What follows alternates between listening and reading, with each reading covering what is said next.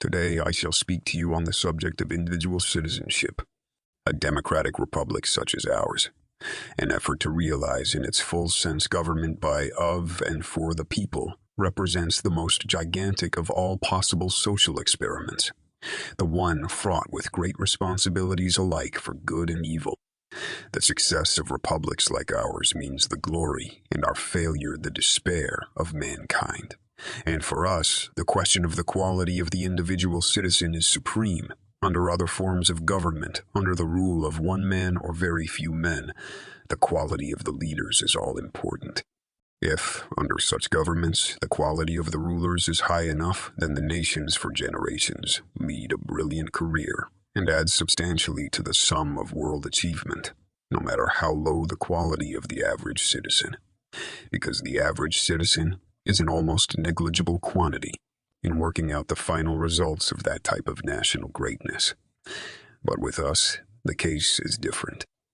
With us in my own home, in the long run, success or failure will be conditioned upon the way in which the average man, the average woman, does his or her duty, first in the ordinary, everyday affairs of life, and next in those great occasional cries, which call for heroic virtues. The average citizen must be a good citizen if our republics are to succeed. The stream will not permanently rise higher than the main source, and the main source of national power and national greatness is found in the average citizenship of the nation. Therefore, it behooves us to do our best to see that the standard of the average citizen is kept high. And the average cannot be kept high unless the standard of the leaders is very much higher. Let the man of learning, the man of lettered leisure, beware of that cheap temptation to pose to himself and to others as a cynic, as the man who has outgrown emotions and beliefs, the man to whom good and evil are as one. The poorest way to face life is to face it with a sneer. There are many men who feel a kind of twisted pride in cynicism. There are many who confine themselves to criticism of the way others do what they themselves dare not even attempt.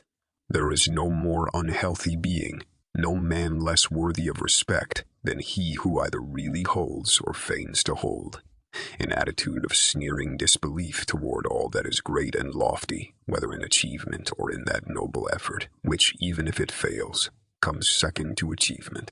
A cynical habit of thought and speech, a readiness to criticize work, which the critic himself never tries to perform, an intellectual aloofness which will not accept contact with life's realities. All these are marks, not as the possessor would feign to think, of superiority, but of weakness. They mark the men unfit to bear their part painfully in the stern strife of living, who seek, in the affectation of contempt for the achievement of others, to hide from others, and from themselves, their own weakness. The role is easy. There is none easier, save only the role of the man who sneers alike at both criticism and performance. It is not the critic who counts, not the man who points out how the strong man stumbles, or where the doer of deeds could have done them better. The credit belongs to the man who is actually in the arena, whose face is marred by dust and sweat and blood, who strives valiantly, who errs, who comes short again and again, because there is no effort without error and shortcoming, but who does actually strive to do the deeds, who knows the great enthusiasms, the great devotions, who spends himself in a worthy cause, who at the best knows in the end the triumph of high achievement, and who at the worst, if he fails, at least fails while daring greatly, so that his place shall never be with those cold and timid souls who neither know victory nor defeat. Let those who have keep, let those who have not strive to attain a high standard of cultivation and scholarship. Yet let us remember that these stand second to certain other things. There is need of a sound body, and even more of a sound mind. But above mind and above body stands character, the sum of those qualities which we mean when we speak of a man's force and courage, of his good faith and sense of honor. I believe in exercise for the body, always provided that we keep in mind that physical development is a means and not an end. I believe, of course, in giving to all the people a good education.